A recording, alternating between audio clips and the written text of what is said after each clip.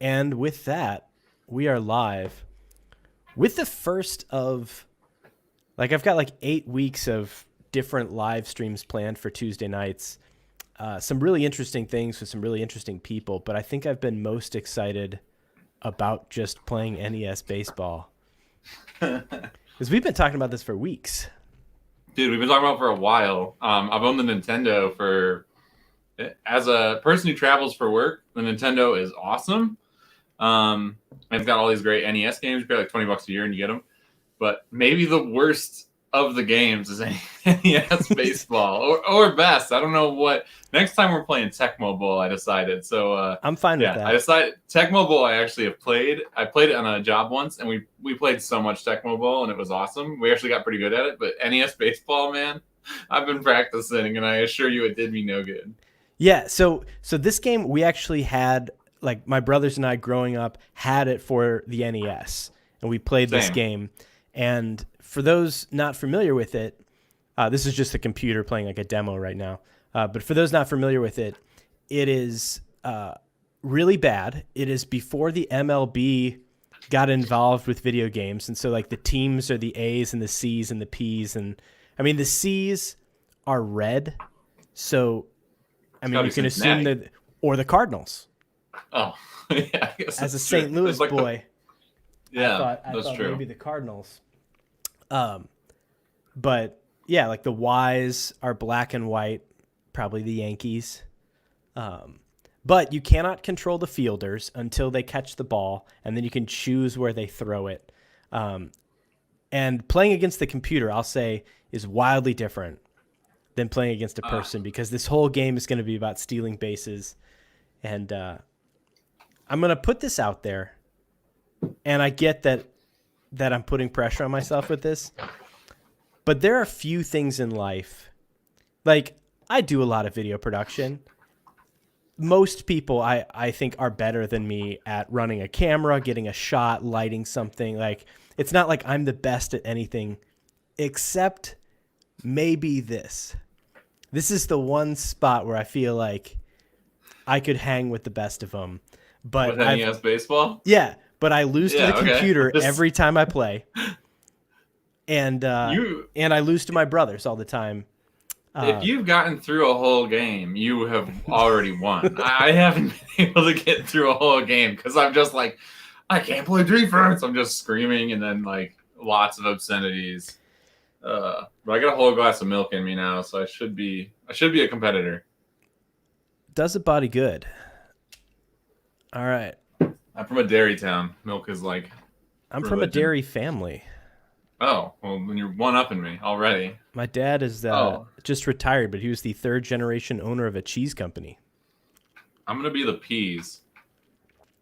I also hate that, I'm an Xbox person, and I hate that, the Nintendo Switch and the NES is, based on controls from 1983 where you hit the start button to select or whatever. Yeah. And that drives me insane because I'm always why? As you can see on the bottom of the screen, for me to press select or start because I'm using this one Joy-Con, I have to hold minus and press the shoulder button to do select and to do start. It's the opposite. All right. Now, this is the fun moment of the game. Yeah, this is the fun moment of the game where we check. I believe I am batting, it looks like. Yeah, my left and right did nothing, so I guess that's this is me moving around. First off, I'd like to say that I wore a baseball shirt. My friend's barbershop has an old school Tiger shirt, so I'm hoping this gives me some powers, and also set the office lights to red. Oh yeah! Oh. Now we're ready to compete. Oh, all right. Oh yeah, it's gonna be one of those. I've got a quasar rainbow over here. It's just my key, so all of a sudden the whole thing would get a little intense. Okay. All right. This is the moment of truth. You ready? It has begun. Yeah. Yeah. Okay. Let's see if I can get one over the plate. All right. You got it over the plate. And I put it out of bounds there. It's a baseball term. All right. Dude, wait for the good pitches. This game is. This game is an exercise in futility. Oh, that changeup. I know that off speed. The question is like, did any of this work against the? See, so right now I have no control. Yeah. And then that is the first fielding out I think I've gotten in this game ever. So for those watching at home, I am really tearing it up tonight. It's a highlight performance. Ba-na-na. Yeah, we're making a Sports Center tonight. Oh, I was gonna put that thing on the moon. Come on. I don't know anything about this game except up makes it go slow and down makes it go fast, and left and right basically does nothing. Well, I'm gonna blow your mind when I pitch with something that you'll be able to use. Oh, you caught the corner with that?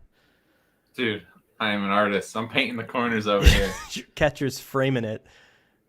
Yeah, and I got those 4 pixels are framing up that ball.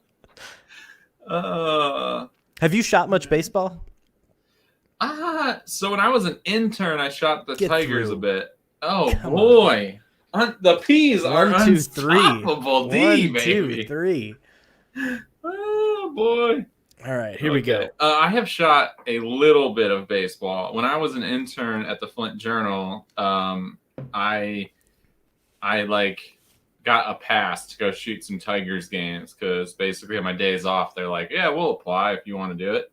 And so I did a little bit. And then I shot a few Yankees games during the U.S. Open one year when everybody was like off at the U.S. Open, and they had me come down to the city and shoot a few. That's pretty cool. But not much. Not much. I'm going to pitch at you here. Do it, man. I'm ready to miss it. I timed that pretty well. I can move my batter in the box, which I feel probably does nothing. Oh, it does everything.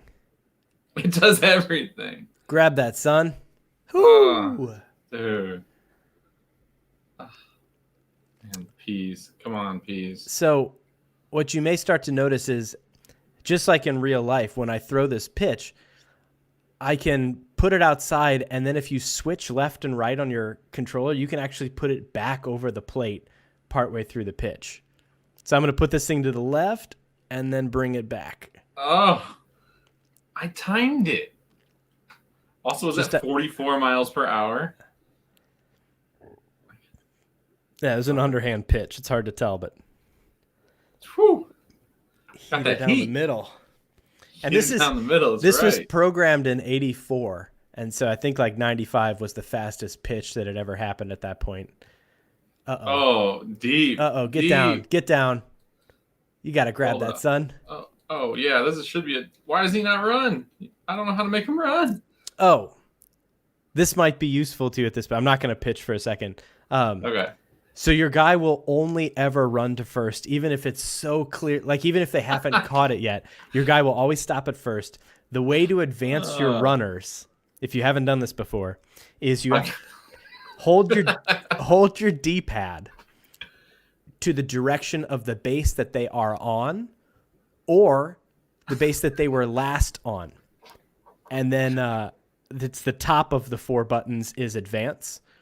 And so if you hold like right and press the top button, your guy will start running. If you want him to go back to first, you hold right, because that was the last base he was actually on, and press the right button. What is that? A? The A? So X advances, A retreats. If you want to real quick test it, just step off the bag and go back. Yeah.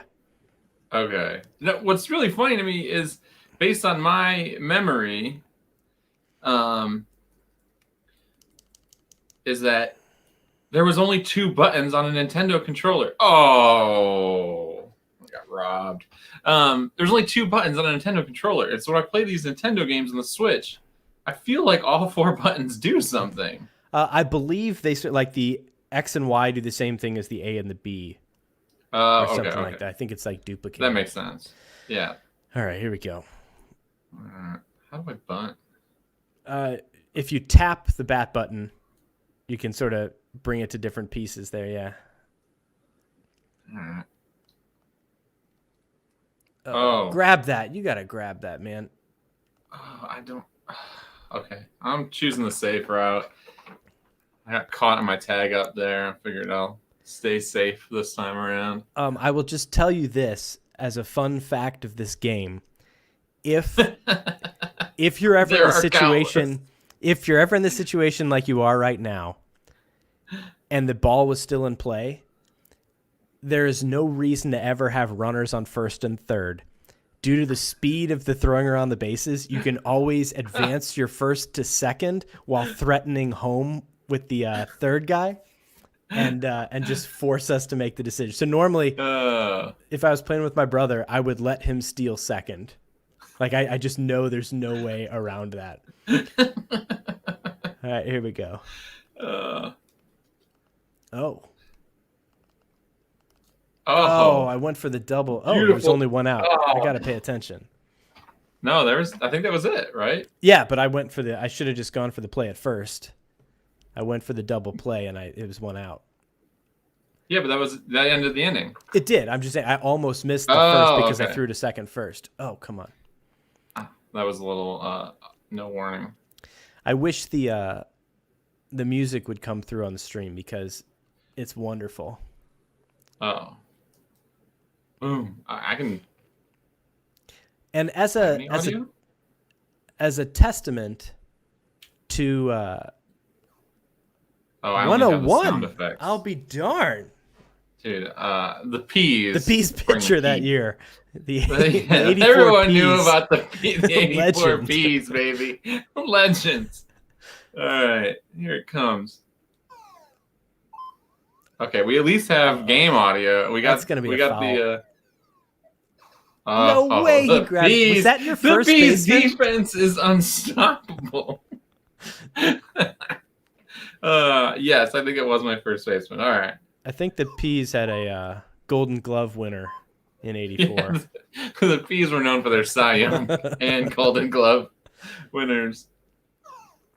My brothers and I that's in the gap. Come on. Dude, you got robbed. There's a magic place in the field where it's too deep for the infielders to go get it, but too shallow for the outfielders to come get it, and it's just guaranteed hit. I'm familiar with this area because that's where all of the computer hits the ball. Hey, nice grab. Nice grab, shortstop. I mean, it shouldn't have been an out because I think he grabbed it out of the air. Ooh. Okay. I was going to say my brothers and I get so animated when we play this that the music triggers my dog, where she gets really nervous and she'll go hide because she knows we're about to yell a bunch. Come on. If I would have known the controls fast enough, I could have had third, I think. I'm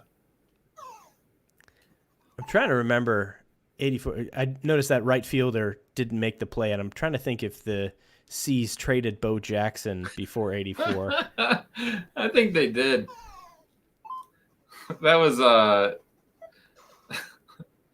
was trademark safe Bo Jackson in right field for the C's. There's that curvy pitch. I know. I will say that is the one way to beat the computer. If you throw the curve and bring it back, they will never swing at it. Really? But I don't feel good. I don't feel good about that. Yeah, I mean, you gotta. Come on. You're gonna put one home. Oh, there it is. First score of the game. Stop the bleeding. What's funny is it doesn't update the score until after the series of play is done, which really threw me off because I was watched a guy come in for the computer. I was like, oh, sweet, I'm tied. And then they'd be like, boop, boop. And I'm like, oh. Okay, guys. If you've ever done anything, pitcher's ball. This is the pitcher. Run on anything, boys. Oh, that music. All right, let's tie this thing up. Pop this one over the fence. That's not going to do it. Do something. Jeez. It's not going to do it. I didn't think I had the heat here. Oh, there it is. That has a chance. That's got to be That's a base hit. No way What? he gets out there. Oh boy. See, and this is why I think it's good that you can't control the fielders, because it just adds that lottery element, levels the playing field. It does certainly level the playing field, although it might increase the number of smashed Nintendo Switches out there if anybody took this game seriously. Might I fill the feel. Joy-Con recycling. All right. Outside. Oof. All right. All right. All right. So, I'm gonna let you know. when you were growing up, what was your game system history? Oh, dude. We were a Nintendo family. I've got an older half brother, and I remember brought home a Sega Genesis, and it was like, I remember Sega was like the bad boy system, you know? Oh, that's two. That's two.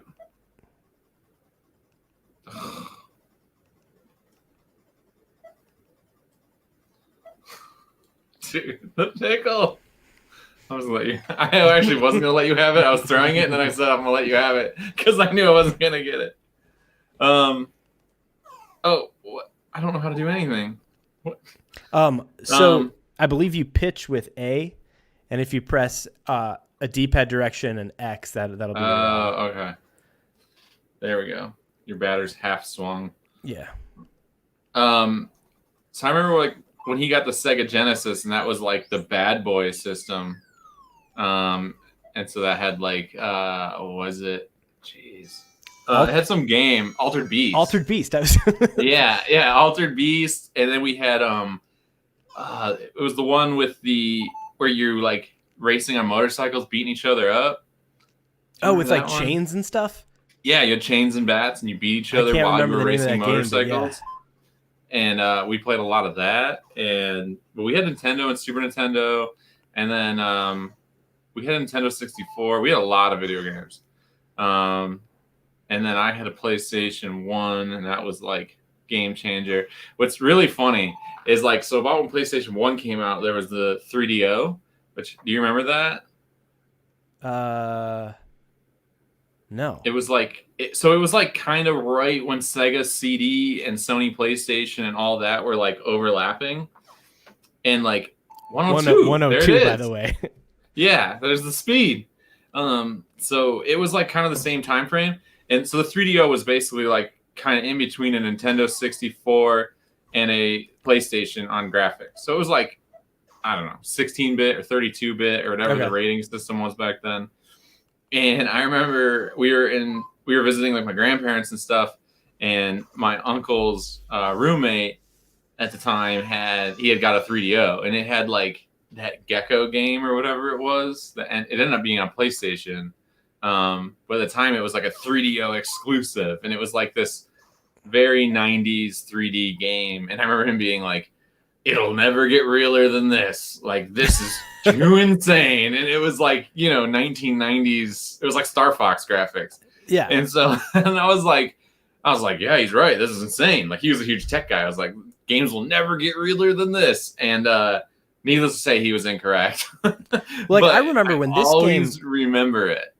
When this game came out, I remember like we were looking at like, oh my God, they have hats.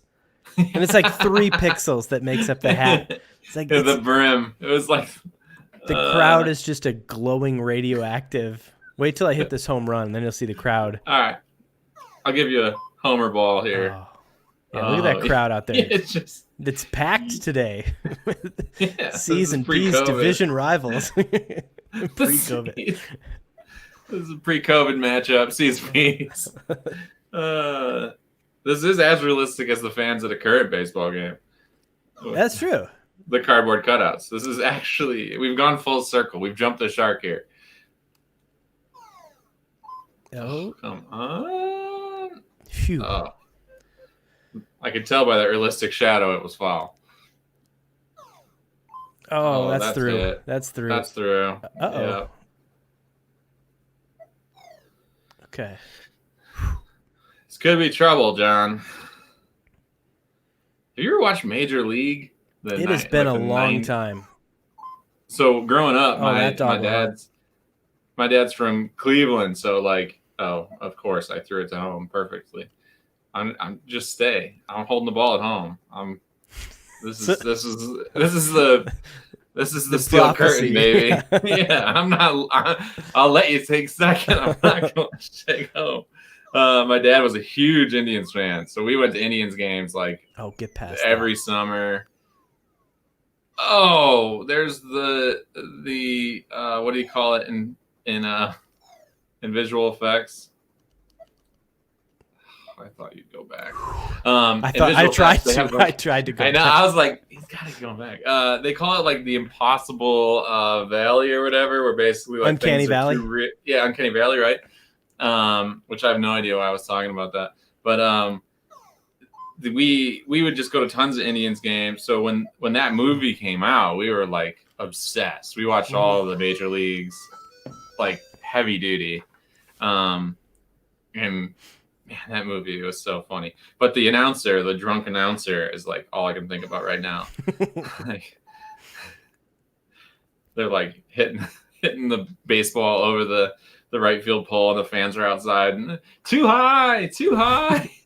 My dad used to say that whenever the Indians weren't. They were actually like in the World Series one of the years we were going back in the '90s, and they lost to the Marlins.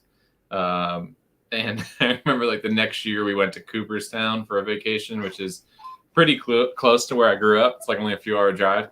So we go to Cooperstown. Isn't there an entire room about the World Series, and it has the scoreboard showing the Marlins? My dad about cried. He's like, no, why? And I was like, sorry, Dad. Like, I didn't really get it at the time, and now I'm like, oh, that'd be solid because they haven't won a World Series since like ever, I think, or the '60s or something. Like I think Bob Feller was there.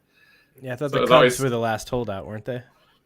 I think they were. I think the Indians are now the oldest. So it's like, it was like so close. I think they were one game away. Just checking your runner there.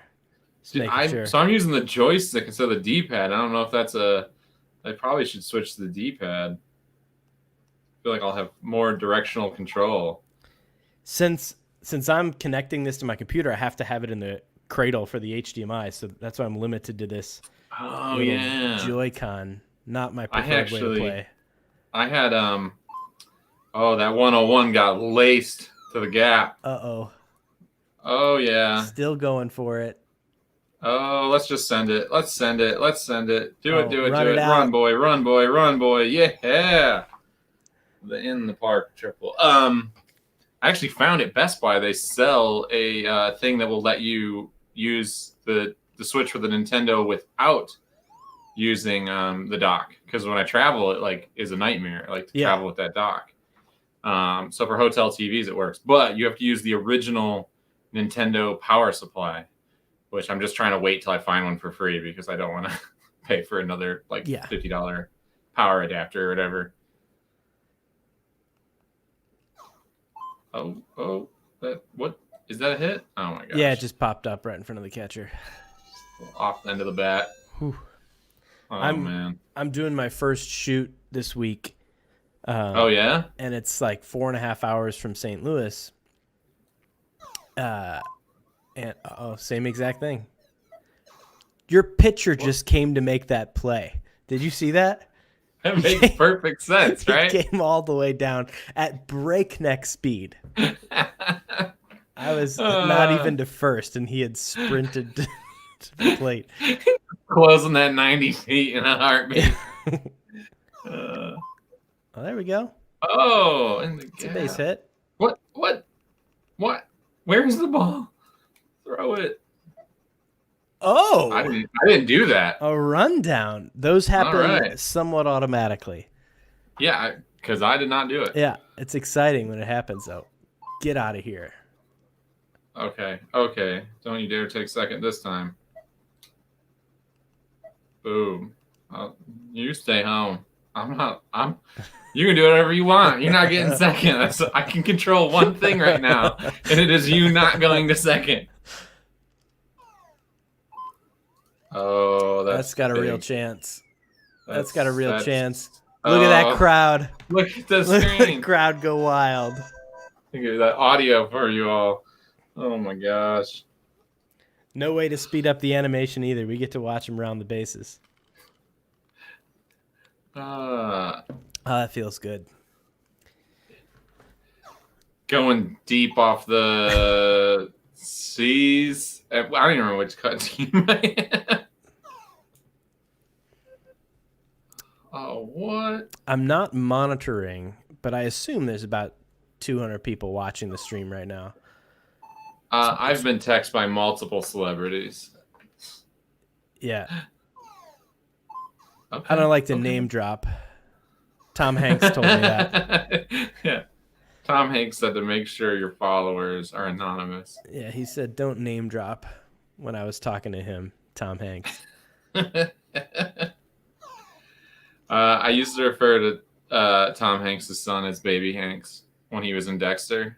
Remember he was Colin, in Dexter yeah. and he played Colin Hanks. He is Baby Hanks in my mind, and it still hasn't changed. Well, I think you may have just made it that way for me as well. He was in Baby Band of Hanks, Brothers. baby. Did you ever see the other Baby Hanks? He's like a drug addict or a rapper or something. He's like covered in tattoos. No, he sounds pretty cool though. That's one way to look at it. Oh, geez. Just score 2. Yeah, Tom Hanks' other son is like, I think, an internet rapper or something. An internet rapper. Really mind blowing. Like, oh man, That's a Lacing that 101. Somehow the D just came out on that. So you must be the C's. Yeah. Okay. Yeah. All right. I went with the hometown pride. Maybe the That's Cardinals. Maybe the Cardinals or the Red Sox. Okay. Or the Reds. Okay. Or the Reds. Yeah, Reds. That's what I meant. Or yeah, not the Red Sox. Or the Phillies, Reds, but that's Red probably Sox. the P's. Yeah. Oh, so I'm playing as a Pennsylvania team. All right, we're good then. We're both playing with hometown pride. If I'm the red and white peas, not the yellow and black peas, both would be Pennsylvania. Well, it's 8-bit, so I don't even know if they have all those colors. Yeah, pitcher, cover the bag. That made perfect sense. A stunning display of offense. That's got to be an error. Ooh. Oh, you went back quick. Retreated. Fun fact about this game, only on a fastball can you throw out somebody at second base. If I throw a changeup, if it's anything slow, the pitch just will not make it. So the pitch, it says 58 or whatever, but it looks like it's going about 8 miles an hour. Yeah, I feel like the proportions in this game are off. I mean, Who would have thought they didn't get that right in 1983? The fact that the pitcher's like head is on second base almost. Oh my gosh, that 61 was slower than 43. Man, hearing that pitch sound come through is helpful. Satisfying. Yeah. Yeah, I mean, once you hear it's like Cars. I am speed. Woo. I was gonna say I've got my first gig coming up, and it's pretty far away, and I got to be there first thing in the morning. So I'm going down early, but to prevent any exposure, I'm not staying in any hotels. I've decided to camp. Oh, nice. But I don't get there. You're not gonna bite on that? No way. No. I have a certainty that you can't get to second base, and that seems more valuable than the out that I probably won't get either. So you're going to camp? Yeah, I'm going to camp, and I get there at like 12:30 or 1 o'clock in the morning. I got to set up my tent and stuff, and I was thinking about it as you said, uh-oh. Oh, this is trouble.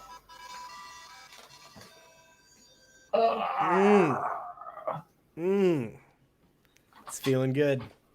These are big bats. It ain't big over till it's over, though. Yeah. Oh. See, if this was a EA Sports game, now I would be infallible, and I would somehow hit 900 home runs. Because I swear that's how mad it works. Batting average goes to 800. Yeah. So you're going to get there at 12:31 in the morning, you said? Yeah, and then wake up at like 7 and finish my drive and get there. But I was thinking, like, I'm just in the mode. I was going through my checklists and stuff for how I used to travel. Yeah. And I was thinking, like you said, like, oh, I should bring my Switch. Miami. Yeah. But like, There's no way I'm going to play 20 minutes of Switch in my tent one night. Oh, yes, that gets through, baby. That ball is faster. I'm playing with a vengeance now, which is stupid.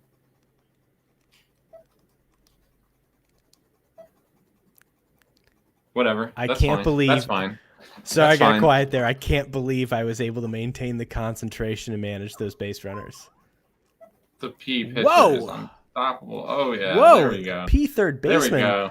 playing Yeah, off he made the up bag. for the not playing the game at all the last at bat. So we got 1 out of 2. What? I have the ball. Oh, A, I made a mistake. B, if your catcher has the ball, you have to still like press down and like throw it to the catcher, even though the catcher has it, and you'll see him step forward onto the bag. Otherwise, he will watch it goodbye.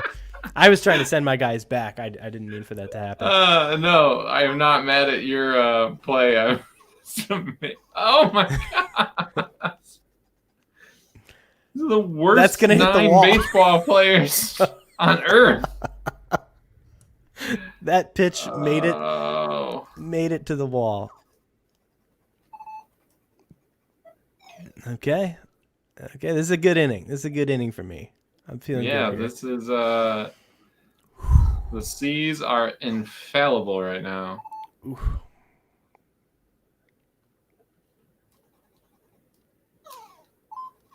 Oh, jeez, big bats. Take him Big out, man. bats. He's done.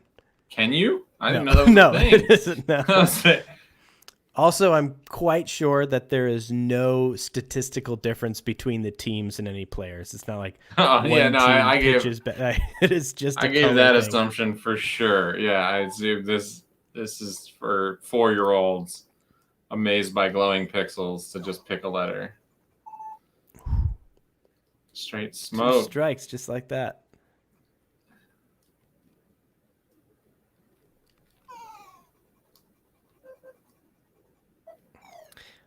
Another telltale sign, because you like select your base runner by pressing the direction, you can see like if my batter is moving up in the box, it's because I'm holding up to be able to make my second base runner run. Oh, I got out of that relatively unscathed with a 5-run inning. Oh my gosh. Oh, a real barn burner down third. Is there a way to make your runner run fast? It's just all... Yeah, are you not doing the fast You're just running in- trick? No, evidently. It's all in God's hands. That's what it looks like. You were a bit ahead of that one. Yeah, that one I'll take credit for. 57. And there's the cheese. That Dairy Town heater. Yeah, he can catch that 101. He's got sand in his back pocket. Taking ever watch all of the, my ability to not curse at this video game. Dear YouTube I appreciate that censors. restraint. Yeah, no, I would sound like a ship in the North Atlantic in 1942 right now if it was up to me. Oh, come on. Get out of here. Get out of here. What? It looks like Tycho's the runner, not in MLB 1982. and it looks like his front foot went over the bag. He was waiting to step on it with his back foot. Oh, man. Getting robbed. Ooh. Maybe he did put in a closer here. Some 100 mile an hour in the 7th inning. Yeah, he's got... Oh, boy. That's not going in anywhere. between. Yeah. You're fine. Yeah. Okay. Are you familiar with the YouTube channel Foolish Baseball? No. He's got a series called Baseball Bits, which I think is one of the best YouTube produced series ever. But he does all this 8-bit graphic stuff, but he goes through like some pretty neat statistics and interesting things about get there. Oh, son of a... Yes! I gambled and won. He goes through some serious stats and stuff like that and breaks down some interesting things which aren't really apparent. And I don't really care about baseball or watch it or anything. Me either. but I find his videos fascinating. And he did a whole breakdown of Was that a double play? no, there were already two outs. I was like, man. He did this whole breakdown of like an 8th inning that Justin Verlander pitched, where it was this like record-breaking inning, but they lost the game. Like no one really knows about it or cares about it. But there's been like 2 pitchers in history starters who have thrown like above 102 in the 8th inning. Okay. And Verlander does it like 7 times in these like 3 batters. Like he just throws like the most amazing inning, even though they're already going to lose just because he's Justin Verlander and he's real good. Yeah, but it reminds me of this game and the that 101 that your pitcher put up in the 7th. I mean, the C's are known for their defense. It's not coming through today, or the P's rather. Yeah. Everybody don't have the offense. Yeah, we don't have the offense over here at the P's. I mean, in '84, the P's were playing Moneyball, and so any given at bat, you got to throw it Everybody out the window. knew they were, but in they the were aggregate, tanking for the '85 season. They're all watching Jedi in the dugout, making $8,000. 46. What's funny is you see it and you know it's slow, but for some reason, like you still can't time it. You know, that's how I feel at least. It's like, oh yeah, come on. No, that's fine. If it hits the back wall, your guy will get there faster. It's those ones that fall short and just roll slowly through the outfield being chased. Those are the painful ones. Tell me that's a fair ball. Fair. Oh my gosh. This is like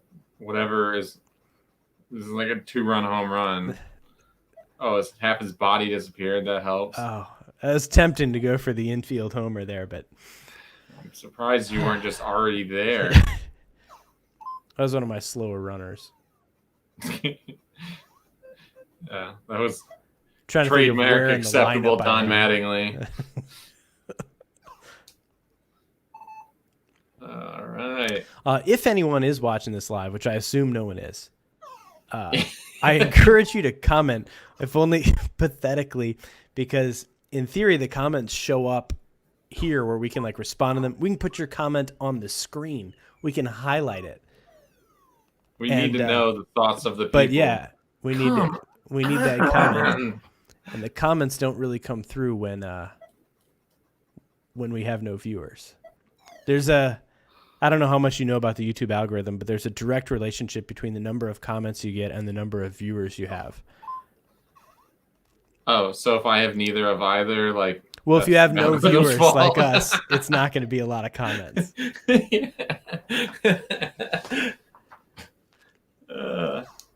Get gone. Come on now. Somebody play D. What? Oh, okay. He just stopped. I'm like, you can definitely make it to that ball. Throw it to... Okay. Interestingly, my guy did not tag up, and I couldn't send him back to first, but he was definitely sort of out. But because you never threw it, I guess they gave me the guy on second base there. Okay. This sounds like 1984 coding. Yeah. This is before rules and when cocaine was still legal. Yeah. Oh, wow. Late dive for it. Did you ever see the HBO mockumentary 7 Days in Hell about the tennis match? Yes. I think we're playing it right now. For 7 Days. Yeah.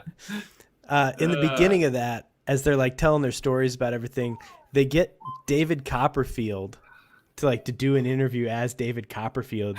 And he's talking about partying with Andy Samberg's character. And he says in his interview, he's like, and you got to remember, this is before cocaine was illegal. And then off camera, you hear a producer like, Mr. Copperfield, cocaine has always been illegal. It's like, what?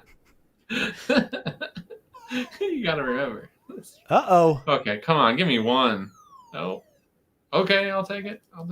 Oh, no, that's the wrong button combination. No. Yeah. Do the thing. I don't know how to do things. You did it. You got That was hitting it's the the right base button that on they the were right, last and the on. The yeah. base So I that they was doing the right combination with the wrong thumbs. So I was doing the right button with the top button, but I was doing the right D-pad. I was doing the top D-pad with the right button, Yeah. the A. Ugh.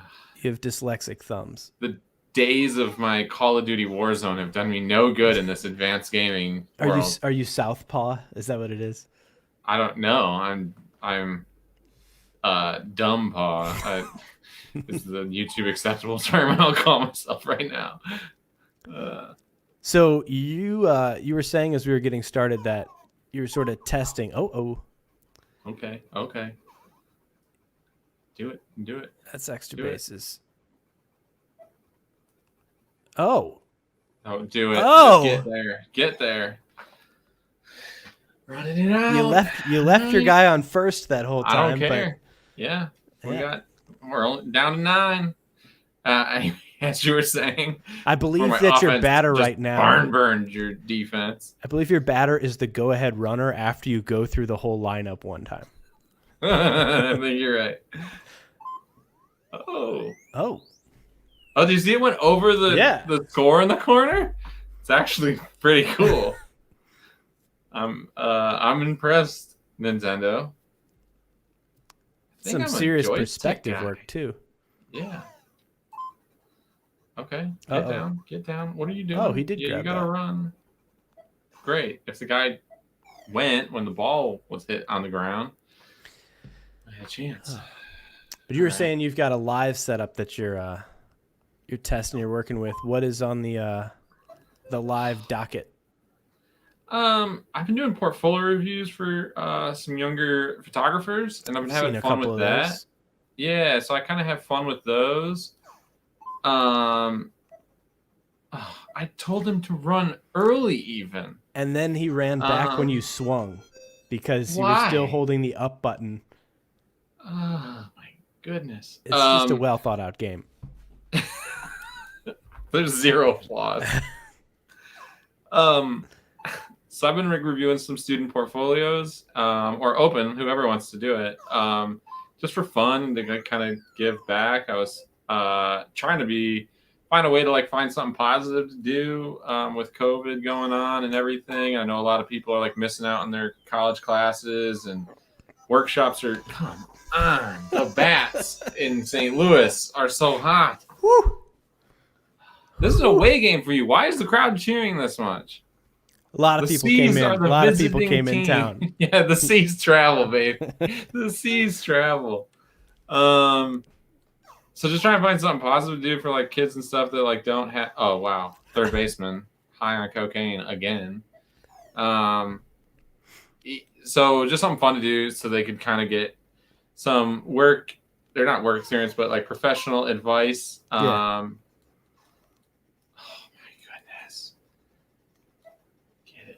Get it.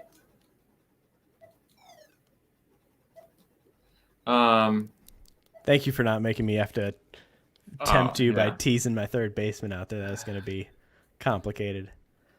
There's one thing I know how to do. It's avoid complete and utter destruction on an in-between. I can't win it or get an out, but so it's just something to do to kind of have fun, look at work. I'm a really hard critique person. I like critiquing really hard. And I think a lot of people don't get that at a lot of schools. I went to a school that was pretty competitive, I guess. And also I had a professor who was really ruthless, I guess, with his critique. So I was like, all right, I can do that. So kind of use it for that a bit. I'd like to find other uses. I don't really know what they would be. I also kind of so I have a ATEM Mini Pro, a Blackmagic A10 Mini Pro. Nice. And that allows 4 inputs and it's picture-in-picture and a couple other things. Man, this is a big batter. Down he goes. So I can do 4 inputs on this thing, and that's pretty sweet. And oh, come on, you're so slow. You eat too many cheeseburgers in P City. So it's nice because I can hook up multiple things, so I can put their portfolio up, put myself up, I can put me in a picture-in-picture, which is really great. And It's super easy to use, which is nice. Um, but it's been fun, and I'm trying to find other ways to use it.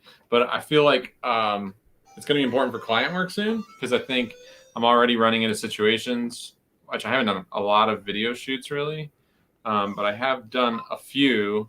Like I did one on Monday, really, really last minute. Like literally got called Sunday night, Ooh. and it was a really simple shoot. But the director is in LA, and the producer was in LA too, and like every shot I had to like take a picture and send it and like stuff like that. And it wasn't a huge deal, but the service wasn't that good. And they were really busy and stuff, so it's kind of whatever. But I feel like if I was more set up, I could have easily game set. What does that even mean? I mean that's the end of the That's game. I get baseball that. term. But Do you not watch a lot of baseball? not a People big always say sports guy, game huh? set. Man, that was a really good game set we had there. You Oh, want listen to to this. run 5 more innings? Dude, I'll play this or anything. I'm always down to play video games. How did I Play not? ball. This might be the computer. There we go. But I think I'm gonna be the A's, which I I'll be assume the will be the Ys. Athletics.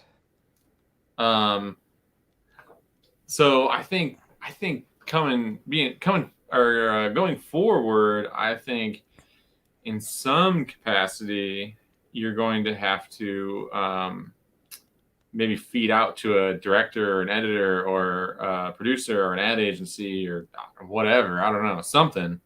Like put I them in think an that's going edit to be bay like virtually. kind of, yeah. So I mean that would be nice. I could like I didn't think about doing it that way. I could literally like FaceTime them into like an edit session, which would be great. And very smart use of it. Thank you. I'll steal that. I mean, your But ATEM should work even if like in a Zoom call. it does. So right now, Yeah. this is just a webcam for this broadcast. Right now, I just pick it as a broad. I just pick it as the. So I just pick the audio and the video from it, and it just shows up as a web call. So yes, you can literally FaceTime. So I could like do a group FaceTime and add everybody and be like, here we go. This is what the edit looks like. Like, what do you think? Yeah, that's That awesome. kind of stuff. Which is great. But also, I just figured like I'm going to be doing shoots soon that people are going to be like, oh, well, normally we'd send 2 or 3 people in, and instead we're going to, we can't, or we're not going to, and instead I can just feed out the camera or cameras into the A10 Mini, and then just be able to, kind of tell them, show them what's going on. Like live from that's the been set. my hope. Correct. Yeah. So basically, I'll just so right now this feed is going through my camera monitor and then to the ATEM, so I can do that. So so it might be a little wonky, but like at least I got something, which is cool. That's pretty neat. Yeah, the new ATEM. Go. That's dummy. bad news. By the way, bad news. I feel like my guys gave up on it. We got to wait here. Oh yeah, no, we have. This is just the right amount of time to get to that baseball. I feel bad. I should have told you this. If you hold down on the D-pad when you're advancing runners, that will advance and retreat everyone. Oh, perfect. So if you got people on 2 bases rather than have to activate them separately, you just hold down. Hold down, and that does everybody. Right. You still need to advance them, but that's just advances everyone. So you hold down, then it like instead of hitting like first base or second base, just hold down, and that does everybody. So I kind of thought that was like a thing that I'd probably have to do. Beautiful. So I thought, grab it. Of course, I bought the A10 Mini Pro, which is fantastic, and now they've already. Which was a replacement for the A10 Mini that came in like December. And now they've already replaced the one I have with the A10 Mini Pro ISO. By the way, he still hasn't grabbed it. Jeez. The guy got past it and waited for the left fielder to come over. Oh my god. Oh my goodness. Big bats. So now they have the your A10 Mini Pro ISO. is already mine, obsolete. yeah, mine is already obsolete 2 months after I bought it, which I bought it literally right when it came out. Maybe not literally, but within a week. Man, that defense is stunning on the Wise. So basically, they didn't. This one's not out of date, but now they've added in, I'm sure, for more money, that it will now double play. Turn 2, All baby.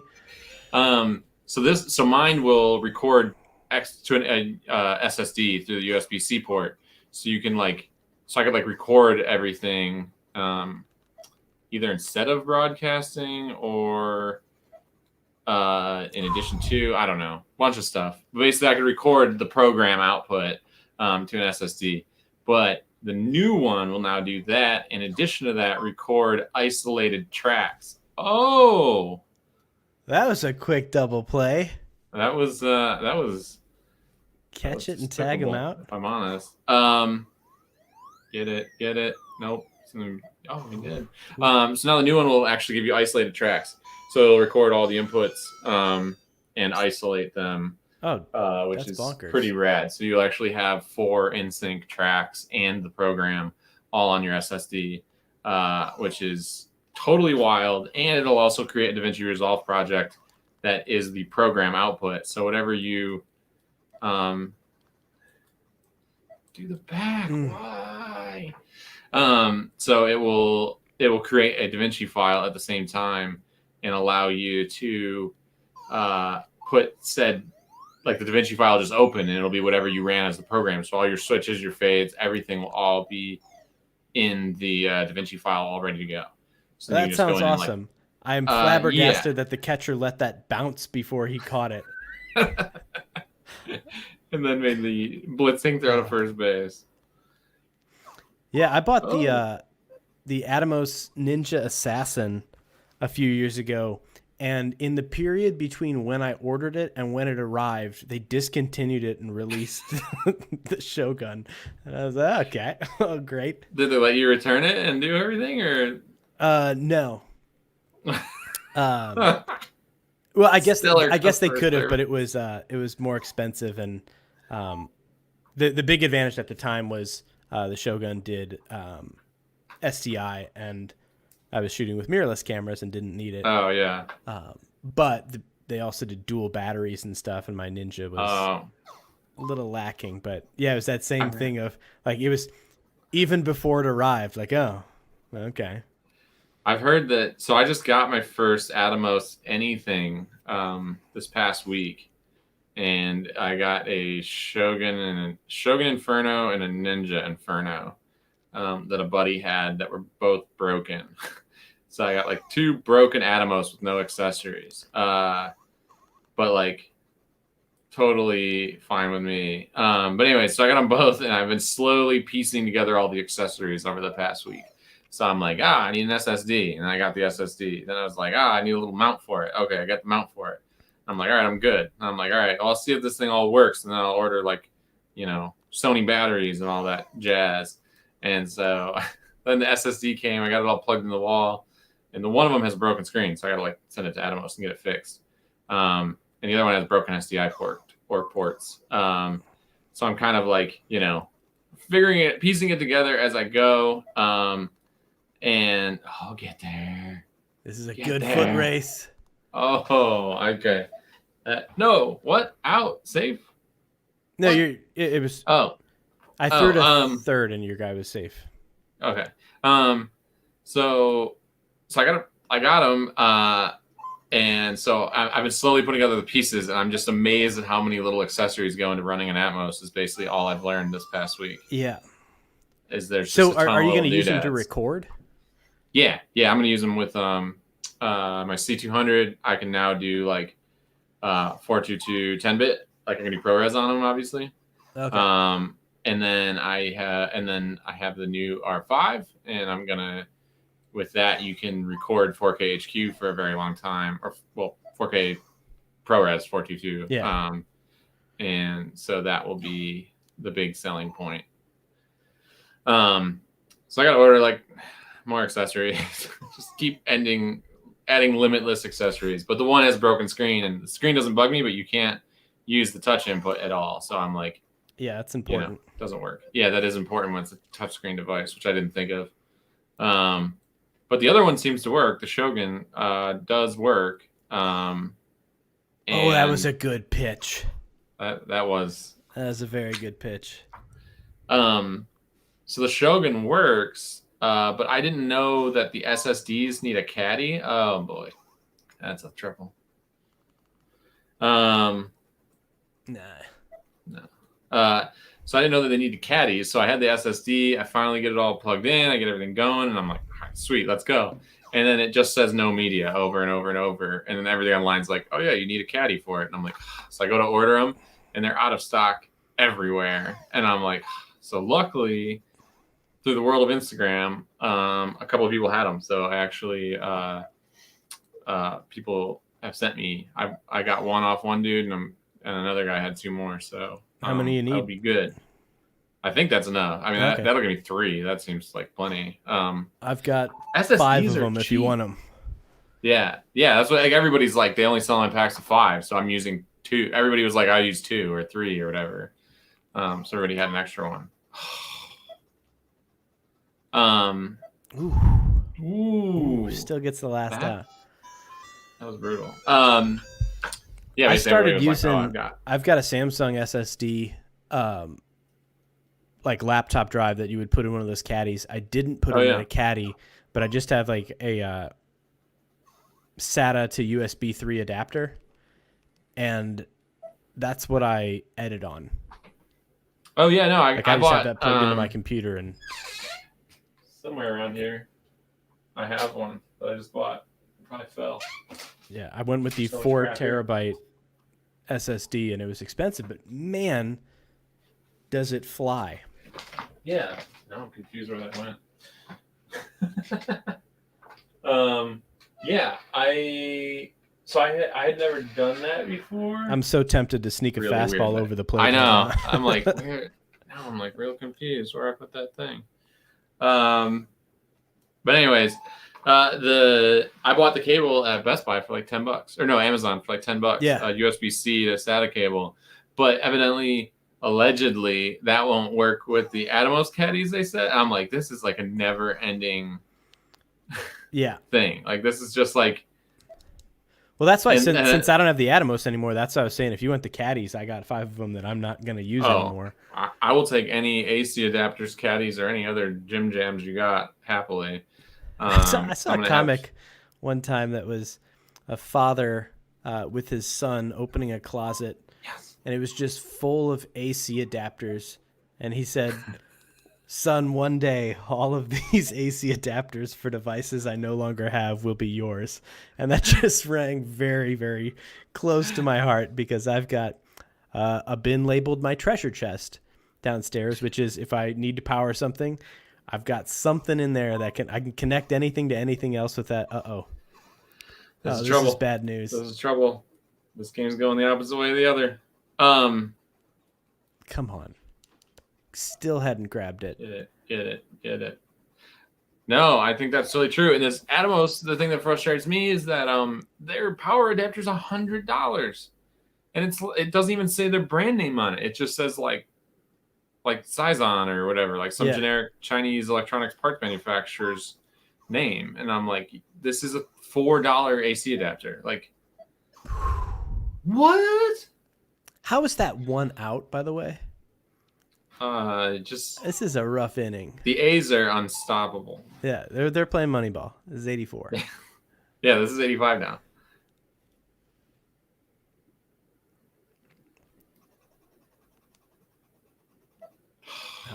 I went for it. I just committed. I was like, I don't know how fast. Yeah. I don't know how fast this Nintendo. I had almost started the pitching motion. You would have had me. I know. That's what I was hoping for. I still have not got a home run yet, so there's that. Oh, you don't need one. It looks like you're currently doing just fine without him. The last game I could have taken one. Okay. It never rains, but it pours. I love how their eyeballs are just little dots that disappear based on And if you notice, the pitcher has a sideburn. If you look super close, or his eyes are on the side of his head, Oh, when but he I when he think it's a checks the sideburn. bases. Yeah, I think it's a sideburn in one eyeball. I'm still so impressed that that baseball went outside of the graphics. That is so cool to me. Oh Oof, yeah, come on. that speed. I got greedy. I let the success of the first game go right to my head. My guys partied too hard before the game. They thought we were going to come into A-Town and sweep, and we've been met with a firm resistance. That's right. It's the weakest hit. I don't even think I swung through that. Ooh, I figured out how to throw fast and move it. No, now there's trouble. Okay, never mind. I was No, incorrect. it works. It's just when you throw fast, it won't make it as far outside. Yeah. So if you're throwing a fastball and putting it outside, it's still somewhat hittable depending on where I am in the batter's box. Ooh, By the way, I getting ahead think in the count. what I was saying in the beginning of this stream and what you were saying partway through it about, you're giving back by critiquing people's portfolios and stuff like that. And I feel like, sure, I've got the time that I could offer that, but I don't have the eye or the experience or the resume to say like, here, show me your stuff and I'll tell you how to improve it. But I think Yeah. if somebody came to me with the performance in baseball here, I would feel comfortable giving them some pointers on base running. If somebody didn't listen to your NES MLB, not MLB, I keep saying MLB baseball. It's not MLB. It's just NES baseball. I would say you are a sound critic. I mean, you are possibly the Ebert of the 2020 NES baseball squad. I get recognized when I go places. I hear murmurs at the next table. That's the guy. That NES baseball guy. I swear to God. I got recognized from YouTube one time. Oh, really? Yeah. Was it a family member or a friend? Yes, my mom. She was like, I saw an internet with you. I saw an internet with you. I saw that you had done the computers. Jesse and I were at the airport this past winter flying to Boston for the holidays. And some college kid came up to me. We were in the St. Louis airport. And he, That's go, deep. baby, go. That's gone. Okay. That helps. Okay. Doesn't even make up half my deficit, but I'll take it.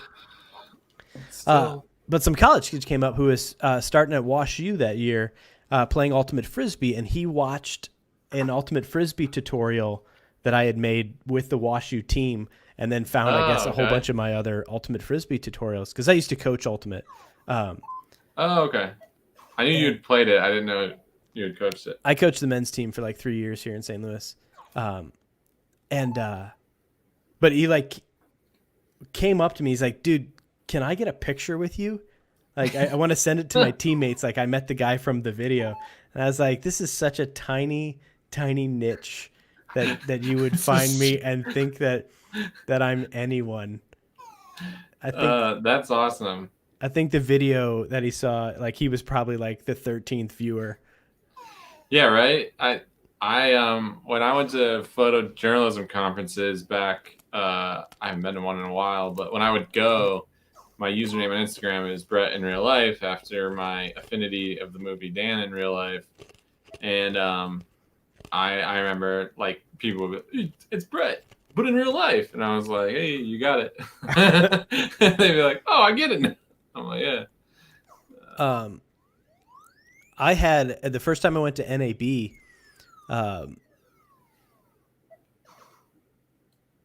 The first time I went to NAB, I was walking past the Aperture setup, and I don't know if you ever watched their videos before. There's a dude named Neris that worked there and made their YouTube videos and stuff. And I had made a video after my modifiers arrived, and I could not get them set up properly, and I was like, I almost blinded myself like with one of these tension rods poking me in the eye. What? That's fine. That's okay. But that video didn't have many views, but I'm walking past and Neris, this guy was like, who I recognized, but like we had never communicated like on Instagram or anything. And he's like, "Hey, you're Colonel guy, right?" I'm like, "Yeah." He's like, I love your video. It's hilarious." I'm like, "Oh, okay, neat." That's awesome. And I suddenly walked just a lot, chest high at NAB, just waiting for other people to recognize me. I really love all the free stuff you guys send me. Go, ding dong. This is what's the clutch batting percentage of player number ? We're about to find out. Oh, It's send 'em, it's send 'em. 1,000. Oh yeah. Ugh. Oh, big bat. I'm saying this with the confidence that this will remain a secret between you and I, because no one's ever going to make it this far in the video, and no one's here right now. But one of my recent videos, I did like an Aperture 300D 1 year later. Oh yeah. And it's a decent light, but my Aperture 300D broke, as did my 120D on shoots. Really? Like they just stopped working, both of them. And I take good, like one was a cable, the other was a controller box, and then working with their tech support was a nightmare. And I thought that was all done with back in February. And then I mentioned it in this video, and all of a sudden their support reached out to me and they're like, "So sorry you had a bad experience. We'd like to make this right." And so they resurrected it today, and reached out to me. That's and we pretty have a cool. comment from Stu Hamilton saying we're wrong. Someone is here. Hi, Stu. That's awesome. Stu, do you have a Nintendo Switch? That's Stu, pretty do you have a solid Nintendo of Switch them. with baseball? Yeah, if you paid the expensive price of $19.99 to play wonderful year. games like baseball. That's pretty cool of them. I think I struggle with a lot of brands not really paying attention to dear little God. things like that. See, I'm going the opposite direction in that I'm upset that I had an experience like that as a customer, and only because there's like now a public YouTube video are they making any effort to be like, "Oh, sorry you had a bad totally experience." Yeah, me too. That's my whole point though, is that these I get frustrated because I know that a lot of these people get paid a lot of money to shill products for these people on places like YouTube and whatever, I obviously had a pretty negative opinion of the Narbox 2.0, and I know like there was people getting sent them and they didn't even use it. They just like broke it and stuff, and that was like infuriating when I get it and like it did so many things wrong. That was so hard for me because I'm like, I know that you have the budget to like do little things right. Like I reached out to their support before I made my video complaining about it. Yeah. I wasn't like a total jerk who was like, "Oh, I have a problem with this product, so I'll just blindly blast it online." Like I reached out and I was like, "These are the issues I'm having. Like, what's the deal?" And their answer was like, "Well, we're not. Those are basically things we're not going to do." And I was like, "Oh, okay. Like, I guess I don't like this product." Like that's the way you want to do it. Yeah. But it's so frustrating because I'm like, you have the budget to do this, and it's true of like so many big companies, and it's just like, why? Like, why can't you just be better from the start rather than waiting until you're like doing damage control? I say this because Narbox reached out on my video too that had like 200 views, and they were like, "Hey, like, just want to let you know, like that." Like this thing's been fixed now, and it's like, well, okay, well, 3 months ago I specifically called and asked, and you Ugh. yes. You told me no dice, like see you later. Yeah. So. Yeah, and with all this like influencer marketing, the problem with it is everything, like you're saying, everything's untested. They give these things to people. Like, I'll admit, when I first got my Aperture light, it's big and it's bright. Cool. Mm-hmm. Yeah. But does it hold up to a year of being used on professional sets? Neither of mine did. But if you're watching a video and you're watching, Peter McKinnon or somebody, there you go. Welcome there it is. First one. Dinger, Welcome baby. to the club. Dinger. Yeah, if you're watching some YouTuber be like, "Holy cow, this thing's awesome," and they've had it for 4 hours and they do their unboxing of it and, their jaw drops. It's like, okay, well, how about you put it in like a DP's hands and have them use it for a while and then get back to us? Yeah, and I think there's a really good YouTube channel called Meet the Gaffer, I and know it's the some channel. older dude. That's the name of the channel. Yeah, it's the dude's name's Luke Searveld, which I'm probably pronouncing wrong. But it's called Meet the Gaffer, and he's a professional gaffer in the Bay Area, I think San Francisco. And he does some cool gear stuff like that. But he talks about like what he does. He does setups. He has a Patreon. Like he's super smart. But he's been getting more of like I mean, not consumer, but he's not just doing like RE18Ks that no one can afford. Yeah, He's been doing like he got like the new Aputure P300D or 3000D or whatever it the was. Nova.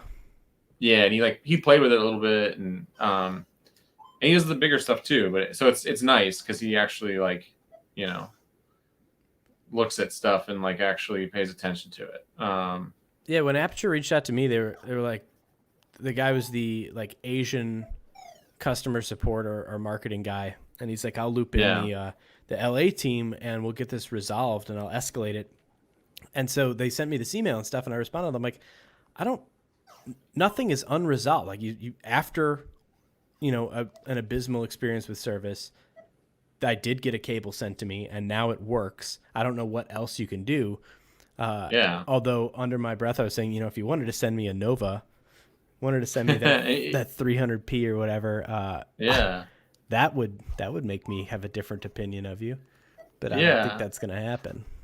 And I think like we've talked about it a bit, but like people have so much loyalty to these brands that you bought the products from. Like, I mean, I get it if you're paid by them, but like, I don't know. Like, I like the brands I like, but like, I'm not gonna shill out a There we brand like go. Aputure.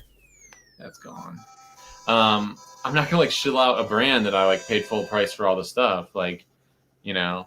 And what's funny is I've actually like called out some brands for having crappy products on Instagram, and then they like hit me up like, "Oh man, why did you have to say like that?" And I'm just like,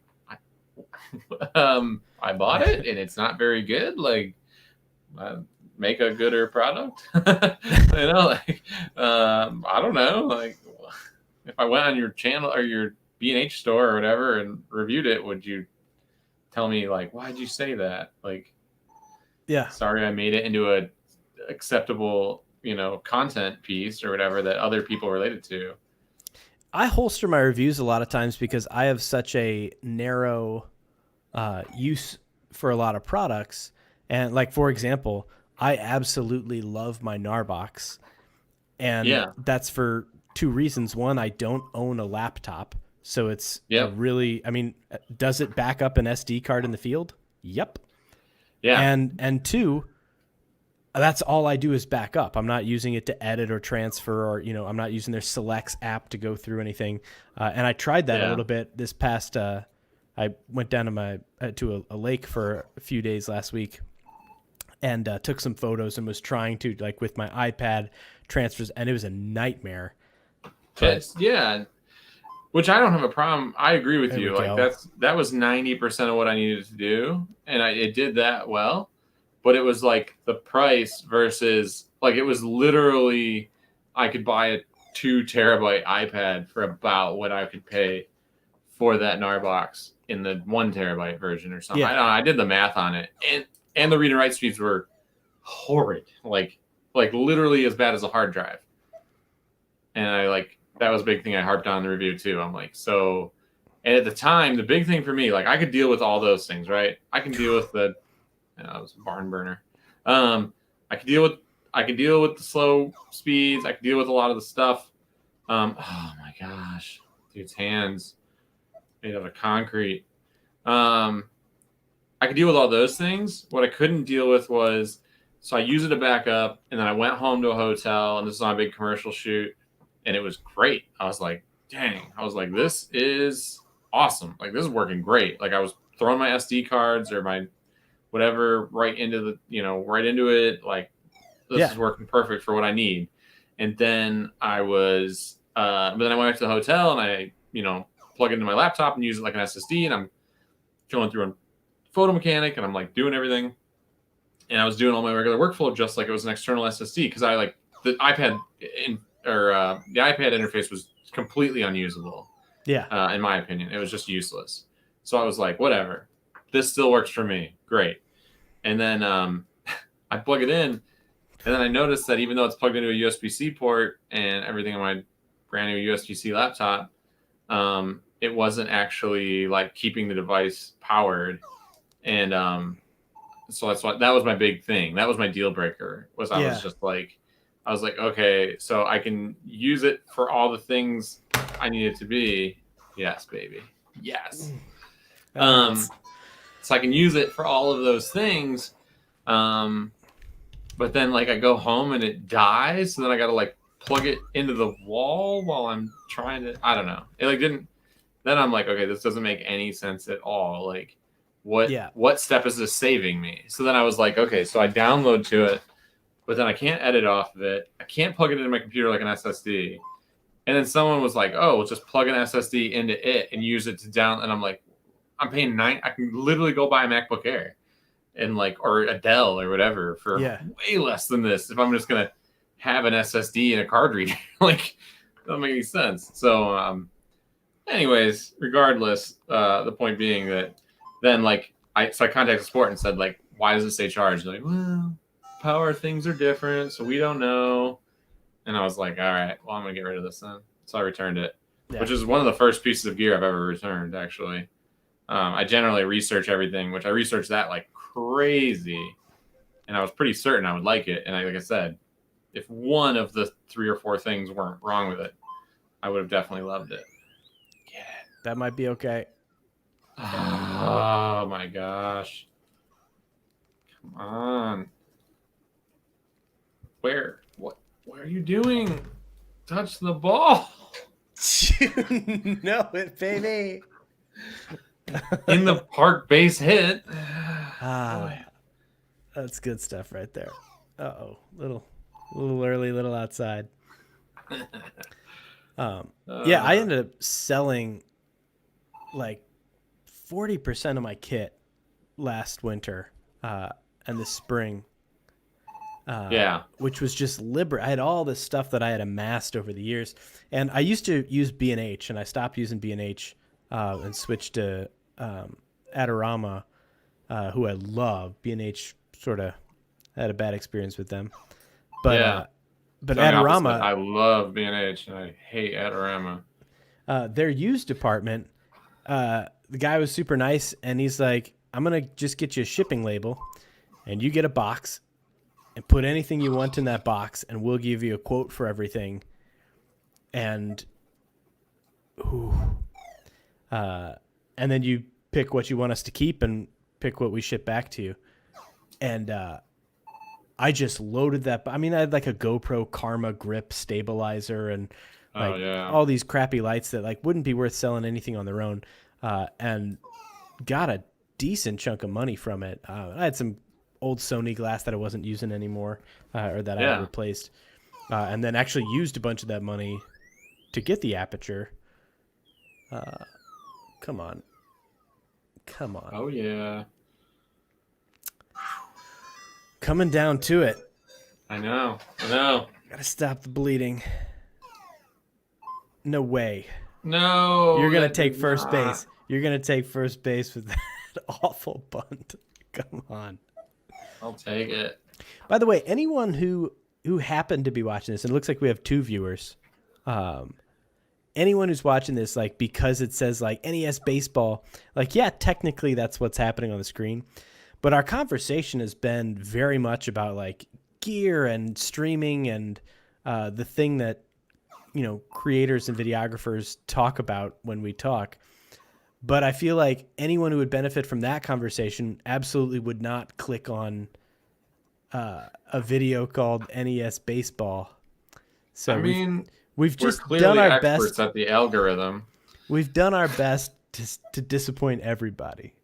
I mean, that's what we do, though. You left your guy on first that whole time, by the way. Hey, man, I don't care. I'm focused on the gold, and the gold is on second. What was the first? The score of our game was 15-5. The first one, is that right? Oh, it was a lot to a little, and you were the a lot. I'm just hoping that the spread is not as bad this time.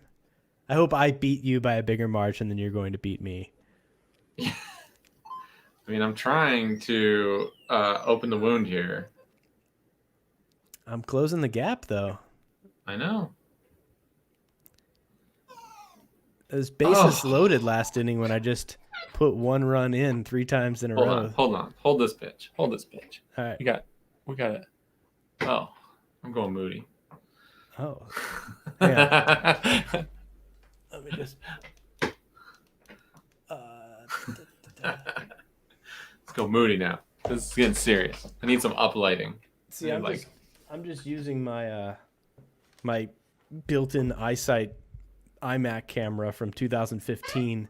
So I should have done that.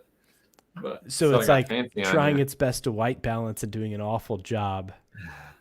Let's see. All right, here comes the pitch. All right. Oh. Ooh, a little heater on the outside. Out. 2 outs. Everybody running on anything.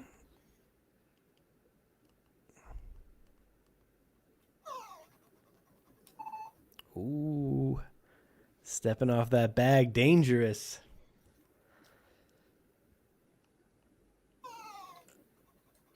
Chases a bad one outside. Swinging for the fences right now.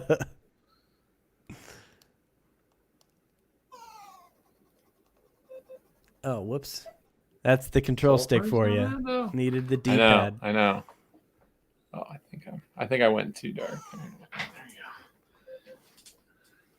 I just realized that my brightness on this LCD I'm like reviewing this off of is set to like 100 on a high bright monitor. So I'm probably like completely it's all right. Yeah, you look all right. Yeah, actually it's perfectly in the middle of the exposure. All right. It'll be nice this winter when you stream with the R5 and it heats your whole house. Bazinga. That's right, dude. Bazinga. Yeah. Owned. You're never going to be able to stream 8K raw. Yeah, they were like, oh, when you're poor, at least you can heat your house with that camera. I was like, okay. That camera's incredible, man. Yeah, my buddy. It's really impressive. Yeah, everything I've read about it, except for people who think it's an 8K raw camera primarily, everyone seems to love it. Yeah, it's thoroughly impressive. That's why I'm so eager to get this Shogun and stuff working. Is you timed that you fell for it, perfectly. The what was I gonna say? The R5 and the Shogun. Yeah, that's why I'm trying really hard to get that thing up and running with all these pieces, because it's like then I'll have 4K HQ. That's a killer B cam. Yeah, I mean, the 4K HQ ProRes, and they're saying there's not really a limit when you do that, so it should be like an hour or 2 of footage, which would be great. This is it, by the way. This is 2 outs. I'm aware of what it is. I'm trying to 5 runs down. You are holding on by the skin of your teeth. That's bad news. He goes for home. No, he doesn't take the out at first. You were there. I beat you. Oh, you think I'm stealing? Because I absolutely was. Yeah, I was gonna say, I don't trust this rogueness. Oh boy, this was so dumb. I said that this was like you're hanging on the edge of your teeth, and now it's like, nah, I'm done. It's the red lighting. Yeah, I know. We took it to intensity. Turn the office lights blue. Stone cold, baby. I gotta cool off in here. Oh my goodness. That was the one move you shouldn't have made. Is throwing home. You could have had him at third. I'm well aware. I didn't swing. Come on. I checked that swing. Yeah, no, I painted the corner. Yeah, I know. I'm tying runs at the plate. With the Come on. Baseball. Tying runs at the plate. Let's go. 2 outs. Ooh. Took everything in my power not Throwing that junk. to chase that out there. Oh, come on. Get it. There we go. There we go. Mm, Okay, I think the margin was much smaller. That was 13-10 instead of 5-15. But as we can see, game set. yeah, yeah, that works. Oh my goodness. Well, sir, we will have to rematch. Brett is in control. I'm in control. I'm just trying to quit out. Oh, dude, there are so many good games we can play on here. That's the exciting part It's of all limitless. of this. There's limitless unless you count to the amount of games there are. Then there is a limit. Well, thanks for hanging out and Yeah, man. basically doing a podcast episode about camera gear and what it's like to be a DP in quarantine. That's pretty accurate. No, it's fun. I think the cool thing about this, I mean, if there is anything, which I don't really know if there is, because it all kind of sucks. But if there is a cool thing, it has made you think differently about like how you network with people and kind of put a little more value. Like if we would have done this like during a normal year, I think you would have been doing it, and then if you were like, it's a good chance we both been too busy to actually ever have it line up. So that kind of aspect of it's been kind of, I don't know about fun, but at least it's been something. And it's been cool to kind of like re-network with some people that, you know, are now maybe more in need or more, you know, kind of need your help a little bit more. If that doesn't sound too condescending. Zoom in a little bit so I don't have to sit so close. That makes sense? Or anything you've thought about? I think it's been so. I just made a video about this and put it up yesterday, but like why I'm live streaming, and for me, like it started as a thing of like I just wanted to play guitar and like force myself to do something that I was uncomfortable with, and then it became this excuse to like do other things. So I don't know if you've seen, but like my next 8 weeks are scheduled out with Tuesday night. Like we've got baseball tonight, and then next week we're playing or next week is this dad talk conversation where I've got 4 dads who have really different stories. Like a single dad, a dad who before he had his own kid, he was helping raise his girlfriend's daughter from a previous relationship. Like just some really different perspectives. So it's like become an excuse, like a podcast, to have a conversation where it attracts people. But then we've also come up with a game where we're going to try to come up with better puns than each other. So dad joke battle. Yeah, it's just become this magnet, like this opportunity to bring people together. And I think, like you're saying, yeah, if this wasn't quarantine, I don't think people would have as much downtime. And I think this is a cool way to invest that time. And form some connections and have some laughs where maybe there wouldn't have been before. Yeah, I think my only frustration is I feel like the people at large, like I've been watching a ton of YouTube content. I've watched very little like actual television this year, like or this last few months. I mean, I've watched it, of course. Like I've been watching Perry Mason a lot on HBO. That was a great show. I've been watching a lot of stuff like that, but like overall, I'm not like sitting down and watching as much produced television. Like normally in the morning I'd like watch Seinfeld or something while I eat breakfast, and now I'm like exclusively watching YouTube, and I'm exclusively watching like user created content, you know. And it's kind of awesome. Like it's kind of awesome that like there's this, you know, all this amazing content. Like I watch it like every day. I watch YouTube or watch stuff similar to this, and every time I'm like, man, like there's so much amazing stuff out there.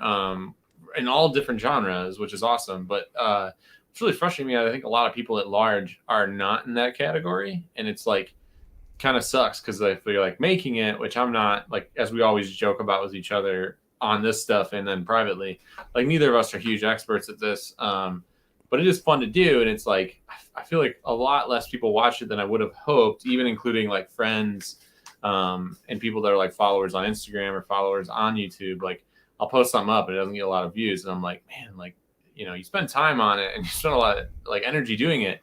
But even there's like people on here that are just like making amazing content to learn from or enjoy. And I'm like, man, why are more people not watching? Like there's so much good stuff on here. And that's been the cool thing for me because it's kind of like, I mean, I'm not a big celebrity person, as one would probably guess anyways if they knew me. But like I'm totally done with celebrities now after this year. Like I just like have zero cares about what celebrities think or do and stuff like that. So it's kind of like now that's been kind of my I don't know what you call it, but like my little kickback against that is like I've been watching even less of their content. Yeah. And feeling totally satisfied. Like I will watch Linus Tech Tips, Goon Squad, a couple other people on there like every day. Like I watch Linus Tech Tips like every day, and it's like, and I never watched him before, and now I'm like really into it. I started watching him again because of buying this Mac Pro over here, actually, which is really funny because he's so anti-Mac. But his video was like what pushed me over the edge to buy that computer. So Oh, well. yeah, I was gonna say, as you talk about, you make stuff and it doesn't get views. This is my YouTube studio. I gotta look over at this. Sorry, I've been like cheating at my camera here. No, you're good. But my top videos in the last 48 hours, these typically don't change. This like Zoom H6 settings for video production is always getting like 100 views. But all of a sudden, this how to use quasars for YouTube lighting. If you look, I don't know what happened, but like most videos, it's getting like 30 views, and then all of a sudden, and it's been live for what 170 days, and then something happened, and it must have gotten listed somewhere, but it jumped from 97 to it's got 241 now. Wow! But it's the kind of thing where like you can't plan for it, and if anything, like I would look back at this video 2 days ago and be like, well, that wasn't a video that everyone loved. And all of a sudden, it's blown up, and I can't tell where the traffic's coming from. Dude, I wish I had any sort of handle on any of this. And I think it's like it's getting to the point where like this kind of video making, I'm like moving all my monitors around and stuff out of my face. I mean, this kind of video is like more what I think work is becoming too. Like that's a big thing. I interviewed for a job and they made me sign an NDA, so I can't say about it. But let's just say like this company was basically changing the way they were doing video production based on metrics like that. Like what, I mean, even from like shots, like they said like, oh, we like don't do as many, like we've been told, or we don't do, I don't know which one, but like came up in conversations on about like opening shots are like kind of a turn off for people that are so used to watching content quickly. Like, you know what I mean? You're like hooking so fast that like an opening shot is like a non-starter. Yeah. Title sequences drive me crazy. And when it's, especially on YouTube content, when someone uses the phrase, let's roll that intro, drives me crazy. And I think I sent it to you.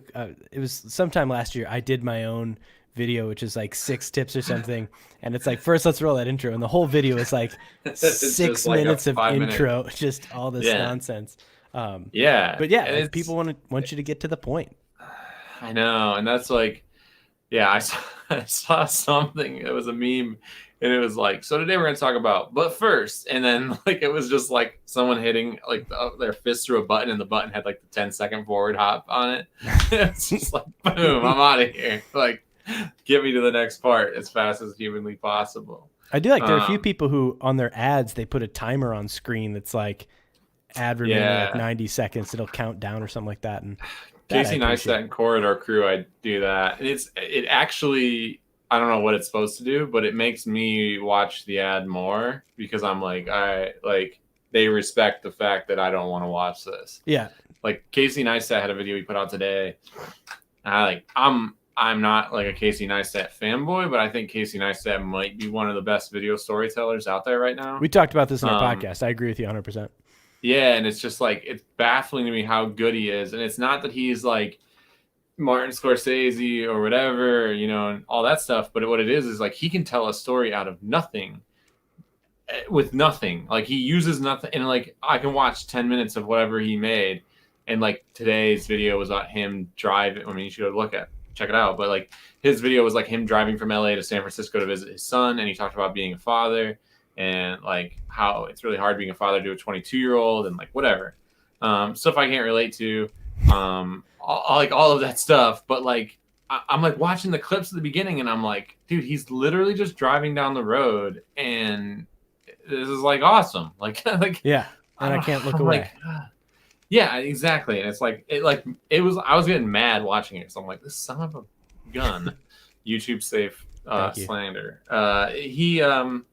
yeah, I mean, he's just so good at it. It's just so good. I mean, he's just like creating content out of nothingness, and that's one of the biggest things. When I first started watching him, which was like maybe 3 years ago or something, I didn't catch on to him until like way late, and I was like, man, this guy's kind of a jerk. Like, he's kind of annoying, and he does the stupid paint in the glasses, and I like hated it.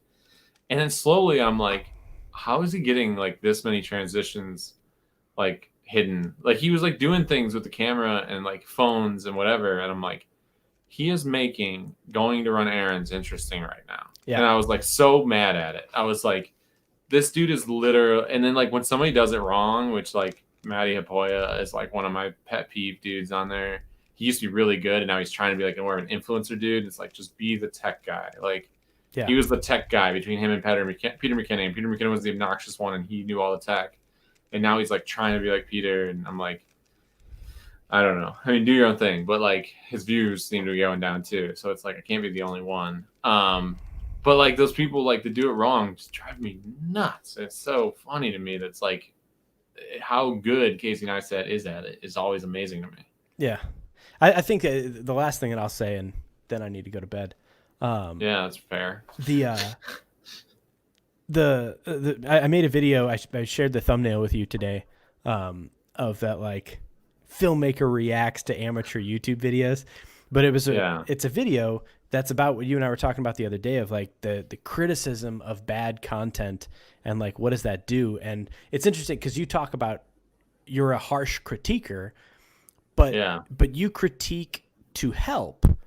You're not critiquing like just to cut somebody. Like you don't look at somebody's portfolio and be like, you should give up photography. Like, you're not meant for like, that doesn't like you're giving tangible advice. You're giving actionable feedback. Totally. And when people like, I feel like hate on Casey Neistat and stuff like that, what they don't understand is how much work it takes. Like, yeah, he's making a video of him doing errands, and it's so easy for outsiders to be like, oh, this guy just films himself doing errands and then he's a millionaire. It's like, no. There is an art to it and a hustle. And I've made a ton of YouTube videos, and I don't have any success compared to most people on this platform. But it takes so much work. Like, to break through takes all of this work plus luck. And then once you have that audience, like I feel like for Matty, like he had this channel that was growing, and then I guess his audience grew with Peter McKinnon, and now he probably feels beholden to like the majority of his fans are Peter McKinnon fans who like him for his Peter McKinnon style stuff, and it puts you in this box. And so as we were talking in the beginning of this about the content that we make and like, share something on Instagram, it doesn't get a ton of views necessarily. I feel like I would so much rather have that, which I do have. I would so much rather maintain this rather than have to like, oh, I got to put out content Monday, Wednesday, Friday. It's got to be this. I've got to be positive and enthusiastic. And like, that's a game that I don't want to get into. But no, the and people that do, my hat is not off for them, but metaphorically, my headphones are away. I think it's just like, it takes a certain type of sociopath to be like really good at that stuff. I mean, if I'm being a little bit rude, but I think it's really funny how like I just know people have been like contacted like by people that are like doing things for themselves or whatever, and maybe they're traveling, maybe they're got cameras, like whatever, and just everybody assumes that for some reason like the way to success was that like this was given to you, you are sponsored, you're whatever. I get that a lot on Instagram. People are like, well, it's cool that Canon sponsors you or whatever, and I'm like, no, like no one sponsors me. Like I pay for this stuff or whatever, which is like, I would love to get sponsored by anybody. If it was a company I respected, I'd be stoked. But like, people just kind of like assume nowadays, it seems that everything's kind of like not a handout culture. I mean, they understand that it's earned, but they don't understand all of like Casey Neistat is the perfect example of like, he's making people watch videos of him running errands. Like that's most of what his videos are. They're just like him riffing on whatever about life while making the B-roll and everything and hit A-roll super interesting. And everybody sees it and just be like, well, I'll just talk about how I feel about things and then I'll be rich too. And it's just like, there's so many steps in between like making a video and like being rich, and then Yeah. and And just the number everything. of I videos mean, he made before any of his videos got any traction is astounding. And people yeah, lose and sight of that. totally, and that's another whole entire other ball of wax too. But it's just like, yeah, it's pretty amazing to me, like how much people think that like it's just like, oh, I do this thing and I get that thing, whether it be YouTube or a career or whatever. Like that's the hardest part about being somewhat. I mean, I don't consider myself all that successful. I'm definitely more successful than some people, and people like want to jump to where you are, and they don't see the 6 7 8 years of doing whatever crappy thing.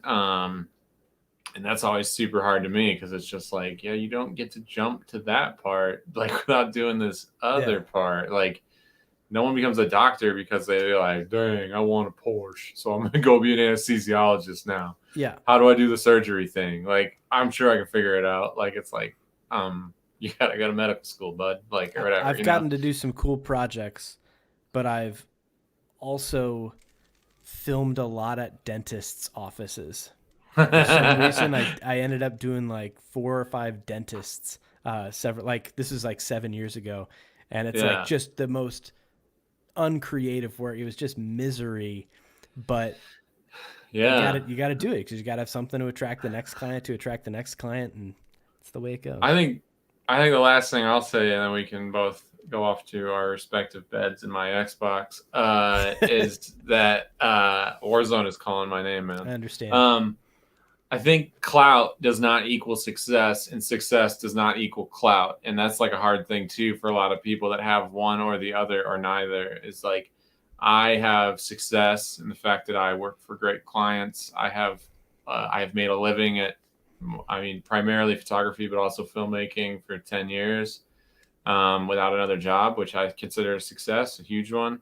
But I've done all that, and I don't really have any clout. Like I can make a YouTube video tonight and I post it and it probably get 18 views. Yeah. And if my Instagram posts, I'm sure are again more popular than some, but like, I mean, I have friends who like literally are just normal people that don't do anything that have more followers than I do. So it's like, you know what I mean? It's like, I by no means have any clout in this world. But I do have some success. And then I have other friends who have clout who then call me and they're like, how are you getting that work? Or how are you doing this?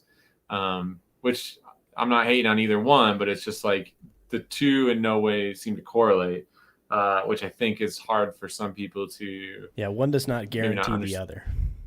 Yeah, and that's really hard, I think, because they do. If you do have both, they do feed each other. I mean, you know what I mean. They both certainly help. Like the success gives you some weight when people do find you, and if you have a ton of clout, a ton of followers, a ton of engagement, then of course, like I have a friend who's like sponsored by a bunch of film companies and stuff, and he does work that's great and stuff, but it's like the amount of like he gets free stuff and that has value, like I'm have my camera, like all the gear I'm using to do this right now is like my video camera, my cart that's set up as a tripod, my Titan tubes, my computer, but like he has free monitor, free tripod, Yeah. free lavalier microphone, free shotgun microphones, like and when you start getting that stuff, that adds up. I mean, that's like that would enable me to do more projects every year if I was like, oh, I don't have to buy this $800 monitor for my camera. Like I can go take a trip or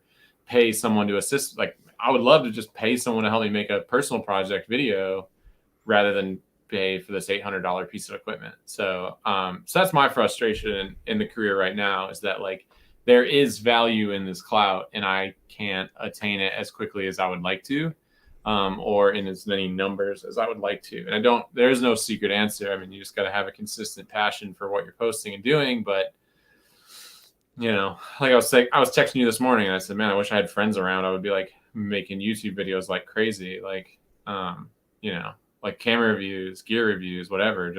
It's just so much. So like Yeah. film yourself, do this, do that, then edit it, watch yourself. Oh, did we get enough B-roll? Am I holding the camera? Like, you know what I mean? Like, anyways. Well, the good news Anyways. is, I believe after this, after we end this stream, you should notice your Instagram followers go through the roof. You might get some phone calls from Canon, Yeah, maybe Cannon's from gonna call Aperture and me. Narbox.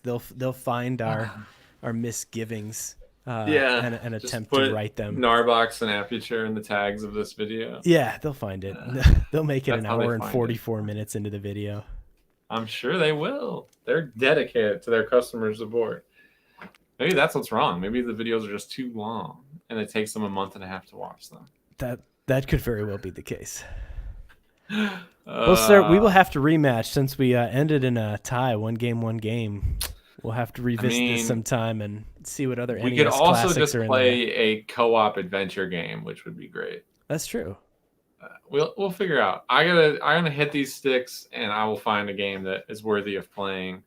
Tecmo Bowl comes to mind, but I think there's just so much AI or lack of AI that this makes it kind of impossible or whatever. I'm willing to try. And in the meantime, I will figure out how to get that sweet game audio into the stream. I'll say if for some reason we can input mine, but I don't know how that works because I could have put mine in. We got this cracked. I could put mine in and then pipe the audio in while also piping my camera audio in. So it'd probably be lag, but it would be like whatever.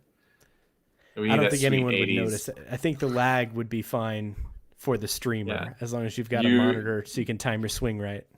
Yeah, exactly. You, me, and Stu will be the only ones who ever know.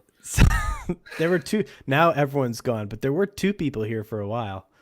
I mean, I posted it, so you can see how much clout I have that people were texting me what I was doing right now. So clearly. What are you up to? Well, I think what? I don't know that this is a goal, but maybe this is the goal now, where I think we'll stay on the stream until no one else is here, and then that's the indication that it's time to go. So that's the indication that we're done. With 0 viewers, Brett, I bid you adieu, and I'll talk to you soon, man.